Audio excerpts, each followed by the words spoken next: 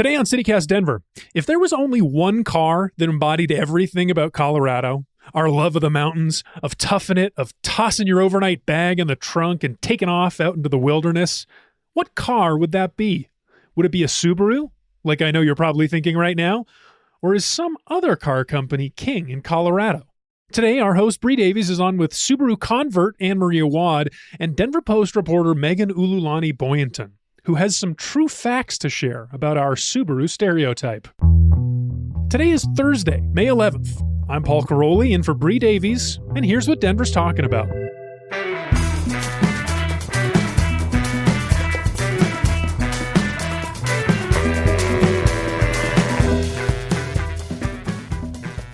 So I'm here with my fellow Subaru lover, Anne-Marie Awad. Hi. And welcome back to CityCast Denver, Megan Ululani Boyenton. Hey. Okay, so before we get into your scoop, you just told me you're celebrating your year anniversary here in Denver. Yay. Yeah, congratulations, first of all. Thank you so much. What was your impression of Denver's relationship to the Subaru prior to you doing this story? Well, I thought that when you cross state lines, you got the keys to a Subaru. So I was deeply mistaken when I moved here, right? I thought I had a free compulsory. Subaru waiting in my apartment parking lot. Well, that's what I want to talk to you about, because you did a little story, you did a little digging, and we have this stereotype that we love our Subarus here. But I think the numbers might have told you a little differently. What did you find in your research? Oh, yeah, in my great Subaru investigation. Yes. I was really excited to look into this and see if I was going to myth bust. And honestly, I thought that the Subaru was going to come out king, but that turned out to not be the case. So I got some data from the DMV, and it looks like actually in the number one spot are almost 95,000 Ford F-150 pickup trucks. Oh, Christ. And then in number two, it's another pickup truck. It's Chevy Silverado. Of course. And then it isn't until number three that we have a Subaru, and then it's Subaru Outbacks. And that's at about 56,000. And as you guys can imagine, this caused quite the controversy among our readers. Yes, and I will get to that in a minute, because I do want to ask you the big question of why. But Anne-Marie, you and I live on the west side, and these numbers of the actual popularity of the vehicle, of the Ford F-150, did not surprise me at all. No, we live in Contractorville. Yeah, totally. Yeah. That's a great point. So a lot of contractors live in our neighborhood. Yes. But I'm also thinking about the young dudes that are racing their Ford F-150s all the time. I don't want to think about that. It's just obvious to us. Yes. They're very popular. I wouldn't say you would see them as much in, say, Capitol Hill. Right. But they're everywhere, obviously. Megan, like you said, this caused quite a bit of controversy. Why? Well, not to be the antagonist. I just wanted to, like I said, I'm coming up on my 1 year. I really wanted to dispel, if it was a myth, I wanted to dispel it. And I just wanted to dig into it. It's kind of like when I moved here, they also that we get 360 days of sunshine. Aha. I had seen that another reporter at the Denver Post had dug into that. So I said, well, let's try it with this one. And it got quite a bit of circulation, and I definitely got people in my inboxes who did not agree with the findings. You got a lot of native bumper stickers in your inbox. I bet. People were definitely questioning the data and but I mean, it's straightforward as far as make and models go. I mean, Ford is at the top. And I had already seen before I'd gotten the DMV numbers that, the Ford F-150 is already the top used car in Colorado. Oh. And I had talked to different dealerships. And of course, every dealership is going to tout that, their car is the Colorado favorite. And there are quite a few favorites amongst Coloradans, but it turns out the F-150 is number one. Dang. I'm sorry to break it to everybody. It's just surprising to me a little bit, because we're mountain people. We love to drive to the mountains. Mm-hmm. And those are not super gas efficient. No. I feel like they're kind of gas guzzlers. So it surprises me a little bit that would outpace something like the Subaru that gets pretty good gas mileage, and you could put a lot of stuff in a Subaru. Yeah. And you're right. I mean, I live in Cap Hill, and so everywhere that I walk, it's Subaru here, maybe a Jeep there. So I had honestly thought that maybe it might be a Jeep that's up there, even, I don't know, Toyota, but no, it's those pickup trucks. Hi, this is Juliana from Marlene, and I have lived here my whole life, and I am convinced that someday I am going to be T-boned by a Subaru. So if they're on the way out, I'm all for it. I don't love them. Sorry, Sub fans. Later. Hey, Denver, are you ready to explore? The North Face is officially open, right in their headquarters backyard at Park Meadows. Everything you need for your next journey is now all in one spot. From men's and women's outdoor apparel to backpacks, technical accessories, and so much more. This gear is engineered to perform at the limits of human potential, and it's available in a variety of fresh colors and styles for the season ahead. Every piece they create is designed to get you out there. Way, way out there. So no matter how you choose to immerse yourself in the outdoors, whether it be through hiking, climbing, camping, skiing, snowboarding, or beyond, their gear is here to take you further. Find them on the second floor, find all the essentials you need, then go ahead, get out there, and start your journey. The exploration starts there.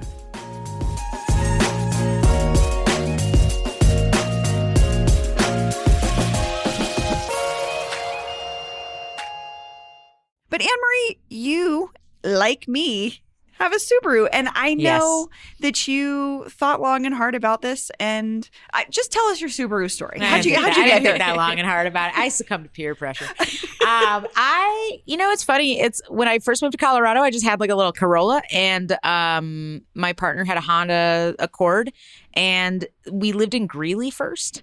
And like for that whole year, it was like, it felt like everybody was telling us that we couldn't have cars like that in Colorado, like compact cars. Really? But also, okay, I've lived in Colorado for a long time now, and I'm like, I don't think all those people understood that we are not skiing. I'm like, why can't I have a small car? So we thought about it for a long time. I totaled my car at some point, and so we went down to like a one-car household. And it was a real old car. And so we started thinking about a new one. And we thought, okay, maybe it makes sense to get an SUV like everybody else. We have a large dog. I garden a lot. I can't say it's not useful for that. And so we went and got one. But I say it like that, like we just went and got one. We did not. It took a long time. Like we were getting it summer 2021. Sure, in the middle of that pandemic time when it was hard to find a car. I heard it was from like a lot weird of people. time for finding cars. Yeah, and we like went to a few used car dealerships. First experiences, both of us with used car dealerships. Didn't love it. Trial by fire. Yeah. And we ended up getting like a certified pre-owned Crosstrek from the Subaru dealership. But like while we were there, someone had come in to get the same car because they saw it online. Like while we were signing the paperwork, we had to buy a car that had like a busted windshield because we were like, it doesn't matter. You have one. Give it to us. Wow. Yeah. It was just like such a strange time to buy a car. And I think like that was probably a big part of why it's not the top car anymore, right? Is like there was a big dent in the ability to like get one for a bit. One of the car brands that I'd spoken with had said that supply chain issues, I think it was actually Subaru, had said that supply chain issues had impacted sales, but those supply chain issues are easing now from the pandemic. The experience of buying the Subaru also brought to my attention that Subaru is a really small company compared to the other car brands. Oh, I don't know if that plays a part in it, that they were like maybe struggling more with the supply chain stuff. Because they're not as big as like a like Toyota. Or a Toyota that's like, got. I come from a Toyota family. You are a Toyota family, okay. We're very familiar with the Toyota Care package, where anytime we've bought a car, we like buy the service from them and stuff. You really have all the tea on this. I know. Wow. But I like try to do the same thing with Subaru, where I was like, oh, do you guys do this thing that Toyota does? And at some point, the guy was like, honey, we're not Toyota, like much smaller company. That's so fascinating. I actually hadn't even thought about that when I was they're writing dinky. I had never thought about that either. I drive a Subaru because I've talked about this on the show before. My cousin Sam is a mechanic and he fixes Volkswagens and Subarus. So my family has always had Volkswagens or Subarus because we have a mechanic in the family and it just makes things so much easier. So I would say like aesthetically, Subarus are not my thing, but they get the job done. I remember the first time I got it's now 2001. I think we got it when it was already 15 years old. The first week we had it, my husband drove it across the country on tour because his van broke down before they left, and he fit a full drum kit and a whole band into a Subaru, and it did. We're still driving the same one. Should be an advertisement. I know, right? I mean, you'd be surprised. It's so funny. We like always have a drum kit in the back of ours, like a full drum kit in the back of the Subaru. But like they do, I don't know. They just like, they haul things. They're great for that. They It's haul like things. at this time of year, I usually have like at least a bag or two of compost in the back at all times. Totally. So something else that was surprising to me, not just that the truck was the number one thing, but that it wasn't just like other SUVs. Is that trend on the way out? No, it seemed like from the top 10 results, it was definitely split between trucks and SUVs. So Okay. Coloradans still love their SUVs Love for their sure. big cars. They love to be able to haul up the household to go camp for a weekend. Yes.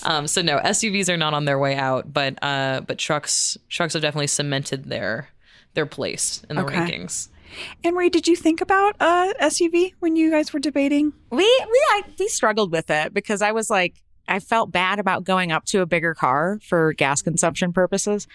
But at the end of the day, it's like because we share it, I feel like that offsets it. I think so. I don't know. There's not, I mean, there are definitely one car households in the Yeah. city, but I would say it's more rare than not. Yeah. Plus, we really want to get an e-bike between the two of us. But it's interesting. It's like I had never pictured myself having an SUV before I came to Colorado. Like I had always been one of those like, people don't need these big cars. Like the vast majority of people don't need these large cars. And I still kind of feel that way. But they are nice.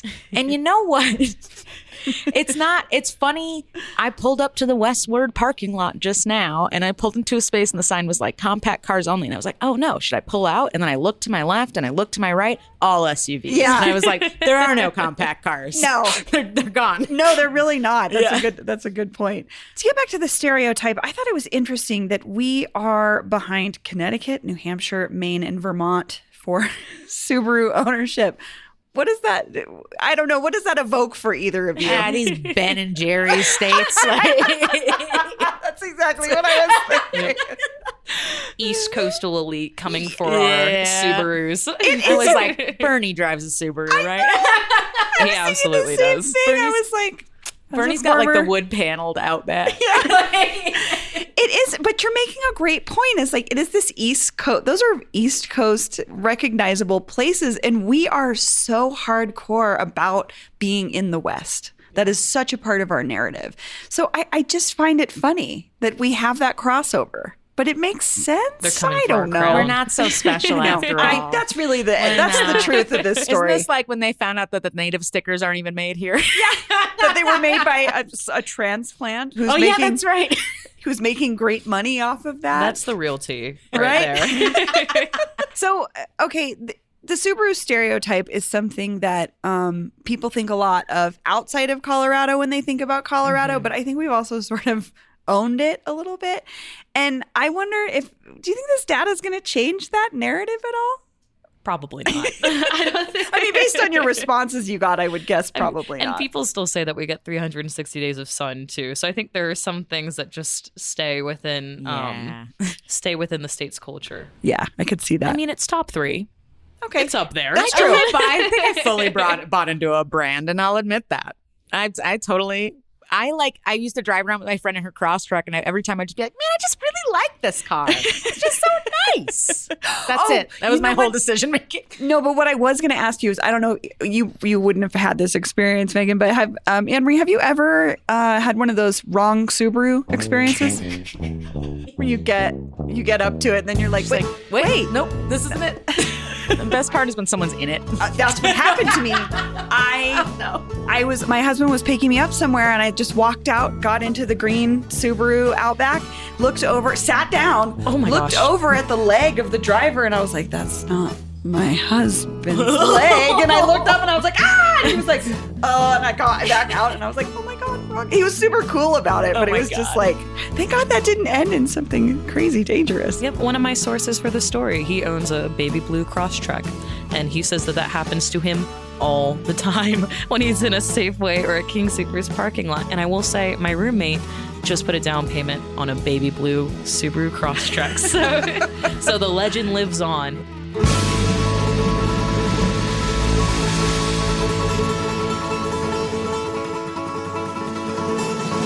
Well, Megan, Anne-Marie, thank you both so much. Thanks so Thank much you. for having me again.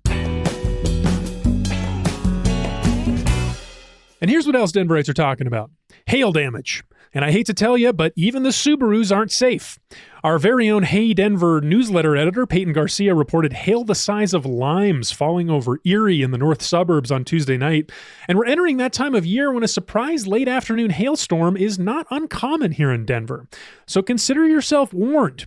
Either find some car shelter now, start stacking pennies for the inevitable repair job, or you can do what Peyton's Californian transplant neighbors did and drag some old mattresses out to toss on top of your car.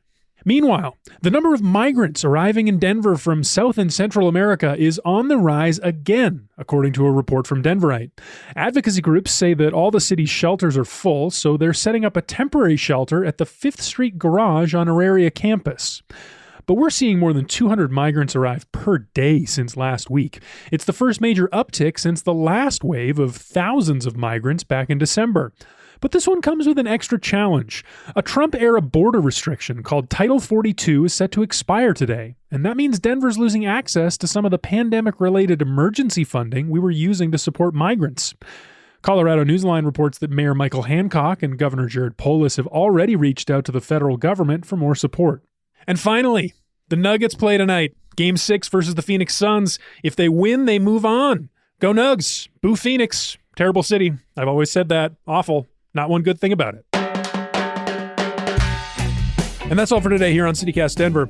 If you enjoyed the show, why not take a minute to tell the F-150 driver in your life about us? Rate the show wherever you get your podcasts, and subscribe to our morning newsletter, Hey Denver, by texting Denver to 66866. We'll be back tomorrow morning with more news from around the city. See ya.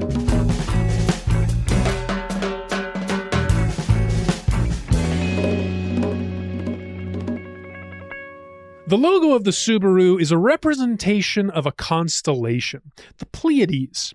In ancient times, that constellation was called the Seven Sisters, because if you look closely, from exactly 5,280 feet above sea level, you can see that each of those sisters is driving a Subaru.